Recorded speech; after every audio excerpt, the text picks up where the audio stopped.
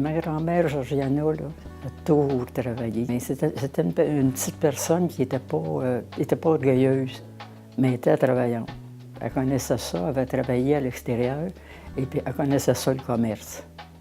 Fait que de même, elle a toujours secondé mon grand-père, et puis c'est comme ça qu'ils ont parti leur commerce. Il était aux États-Unis, puis là, il s'est marié. Après ça, là, il a travaillé pour les Darcy, les Darcy-Pine. Et puis c'est là qu'il s'est aperçu qu'il était allergique, il était souvent malade, il avait des allergies à la farine. C'est ce qui l'a fait revenir au Québec. Il s'est acheté une terre, puis il n'y avait rien d'un cultivateur. Il y avait des idées fixes, c'était à ouvrir une conserverie, puis il y en aurait une, puis c'était pour marcher. Mais ça marchait. C'était petit, mais ça marchait. Ils travaillaient ensemble, c'était les deux doigts de la main, ça.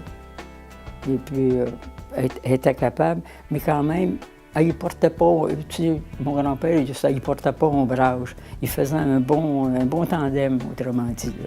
Chez les cultivateurs, les femmes avaient leur place.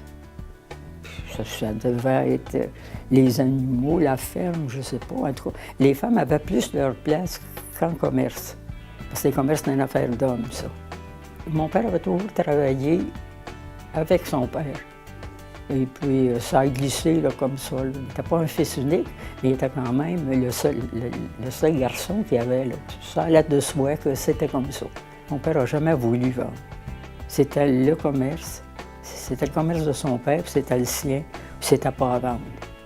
C'était pour continuer, ça. Quand maman a eu Pierre-Paul, ma mère aurait voulu avoir une autre fille. Mais c'est un beau garçon qui est arrivé. Fait que mon grand-père il a dit, « Fais-toi-en pas blanche, ça va être mon bras droit, celui-là. » On a dit qu'on dirait que ça a toujours resté dans la mémoire. Moi, je suis émerveillée de voir comment est-ce que c'est rendu. Il n'y a pas une émission de télévision où on ne voit pas Oasis. Je me dis, c'est une fierté.